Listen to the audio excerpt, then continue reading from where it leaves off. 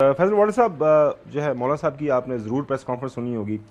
اور ظاہر ہے پی ڈی ایم جتنی دیر رہی اس کے روح رواں تھے، ساری چیزیں وہ انہی کے کہنے پہ چلتی تھیں.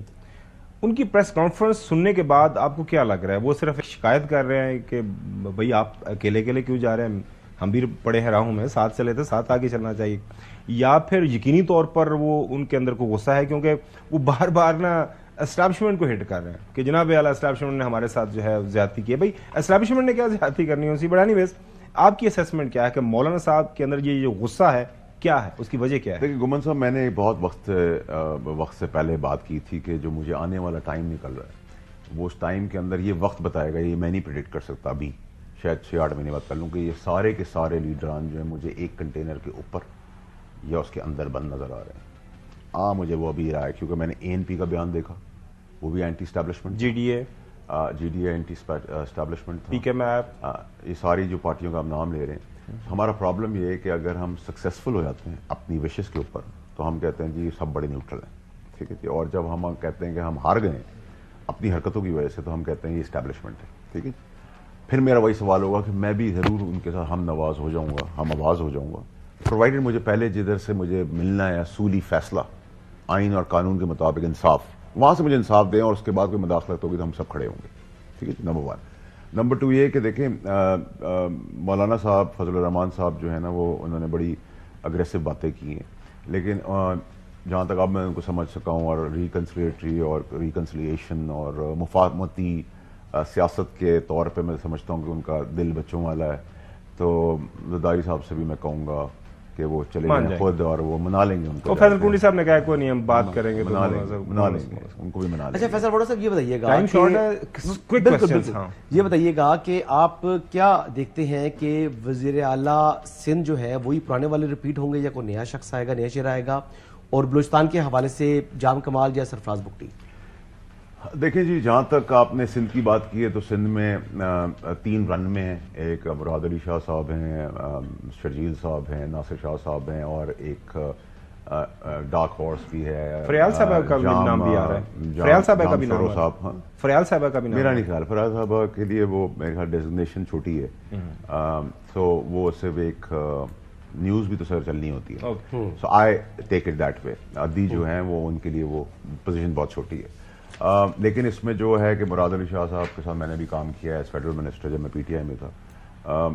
بڑے انٹیلیجنٹ، کمپٹنٹ، ایجوکیٹڈ آدمی ہے، ہی نوز ہز بزنس. اگر آپ مجھے کہیں گے ویٹیج میں کس کو دوں گا تو میں آج کی تاریخ میں ایز آف ناؤ تو میں 51% مراد علی شاہ صاحب کو دوں گا، 49 میں ڈیوائڈ کر دوں گا باقی نمبر کو. جہاں تک بلوچستان کی بات کی، ان میں جو رننگ ہارسز ہیں ان کے اندر بگٹی صاحب ہیں، جام کمال صاحب ہیں، اور ایک جگہ سے ڈارک ہارس کی طریقے سے، ڈارک ہارس نہیں ہے لیکن وہ کوشش کر رہے ہیں، سنجرانی صاحب بھی ہیں، اور ایک ہاتھ اور بھی ہے. لیکن جو پگڑی ہے وہ پھر میں کہوں گا کہ آج کی اگر مجھے آپ بات کریں تو 51% میں بگٹی صاحب کو دوں گا. He is a running horse and hot favourite ہمارے لیے. اور بڑے زبردست دونوں جو امیدوار ہیں، یعنی سرفراز بگٹی ہو جائے یا جام کمال ہو جائے، دونوں بڑے زبردست امیدوار ہیں. بار وہ انہوں نے میرا جو ناچیز رائے تھی اس کو انہوں نے اگنور کر دیا ہے. اچھا، میں چوہی صاحب آپ کی بات، چوہی صاحب نے یہ سوال کیا تھا وہ تھوڑا سا ایوائڈ ہو گیا کہ آپ کی ایکسیس ہر جگہ کے اوپر ہے. پیپلز پارٹی کے اندر آپ کے ساتھ آپ کے مراسم اچھے ہیں، سسٹم کو آپ اچھی طرح جانتے ہیں. آپ کی سابقہ پارٹی آپ کی لیے تو موجودہ بھی ہے لیکن انہوں نے آپ کو سابقہ کر دیا، وہ ایک اس وقت لیڈ کے اندر موجود ہے. تو چوہی صاحب کا یہ کہنا تھا کہ آپ کوئی ایک مثبت کردار کیوں نہیں ادا کرتے تاکہ کوئی جو ہے ملک کسی سمت میں چلا جائے؟ دیکھیں گے عموماً صاحب، اذان ہوتی ہے نا تو آپ مسجد میں نماز پڑھنے جاتے ہیں، اذان سے پہلے تو نہیں پڑھنے جاتے. اسی طریقے سے آپ کے شو پہ آپ بلاتے ہیں تو میں جاتا ہوں، پھر آپ مجھ سے سوال کرتے ہیں، ناراض بھی ہوتے ہیں، کرٹیسائز بھی کرتے ہیں، ہاٹ سیٹ پہ بٹھاتے ہیں، ہر طرف سے لیفٹ رائٹ سینٹر مارتے بھی ہیں، چاہے وہ چودھری صاحب ہوں، آپ ہم سیکھتے بھی ہیں. اصل میں اچھے سوال بھی ہوتے ہیں، برے سوال بھی ہوتے ہیں، پکڑ بھی لیتے ہیں، کلپ بھی پرانے چلاتے ہیں، یہ بولا تھا تو آپ ڈرل سے گزرتے ہیں. سو وداؤٹ انوائٹ تو سر آپ کے پاس کھانا نہیں کھاتے. چلیں چوہی صاحب، نمبر 1. نمبر 2 سر یہ کہ میری سابقہ پارٹی ہے وہ ہو چکی ہے، مجھے نکالا گیا ہے تو پھر اب دیکھ رہے ہیں وہ سب چیزیں. لیکن میرے اندر یہ ضرور کریج ہے کہ جب مجھے بلائیں گے تو میں ان کو جا کے پھر یہی کہوں گا کہ جو میرا مشورہ اس دن تھا وہ آج بھی ہے. دوسرا اور ایک چیز سوال بھی میں دینا چاہتا ہوں، جواب بھی دینا چاہتا ہوں فائنانس منسٹری کے حساب سے، کیونکہ ہمارا بڑا امپورٹنٹ چیز فائنانس منسٹر ہے. 49% میں اسحاق ڈار صاحب کو نہیں دے رہا، ان کو میں آج کے دن 49% دوں گا، لیکن میں 49% دے دیا، اور میں چاہتا ہوں گمن صاحب کے آپ کے حوالے سے، میرا کوئی لو لاس نہیں، نہ میری کوئی رشتہ داری ہے، لیکن میں ایک مدد پاکستان کی طرف کرنا چاہتا ہوں کہ کسی ایم اور کسی گیم کے تحت سلطان علانہ صاحب کا پچھلی بار بھی نام رک گیا، کیونکہ وہ ڈیول نیشنل ہے، ایماندار آدمی ہے، ایکسلنسی حبیب بینک پرنس کریم آغا خان صاحب کے بڑے ٹرسٹڈ آدمی ہیں، چیئرمین حبیب بینک ہیں، چیئرمین آغا خان فاؤنڈیشن، وہ جو بینکر جن کا نام چل رہا ہے وہ یہ ہیں، ٹھیک ہے، تو وہ بینکر کا میں نے نام پہلے بھی ریکمینڈ کیا تھا، اور ایماندار آدمی ہے، پاکستان کے لیے بہت مدد کی ہے، بائی فار جا کے کی ہے،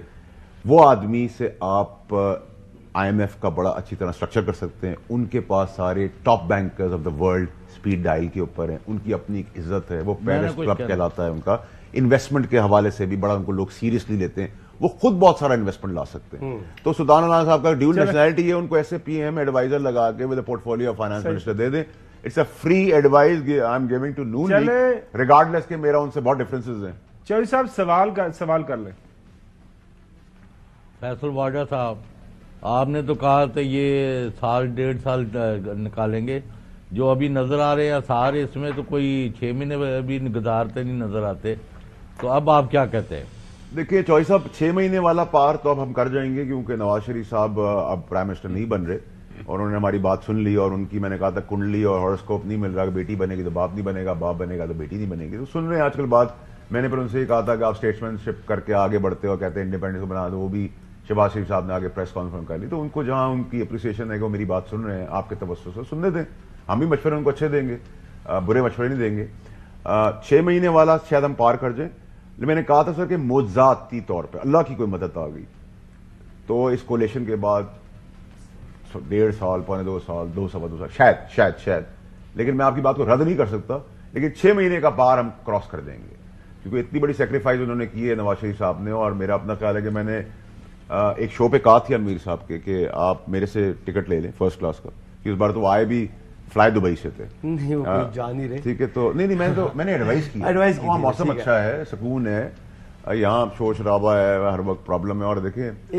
اگر حسن بھائی اگر لندن واپس ہونے جانے کا کوئی ارادہ نہیں ہے جی لندن جانے کا، یہ تو مشورہ دے رہے ہیں، اگر چلے بھی جائیں فیملی موسم ہے وہاں انجوائے کریں، آج کل سردی زیادہ ہے، ایک بات تو یہ ہے، دوسرا یہ ہے کہ نواز شریف صاحب ادھر رہیں گے، اور سیکنڈ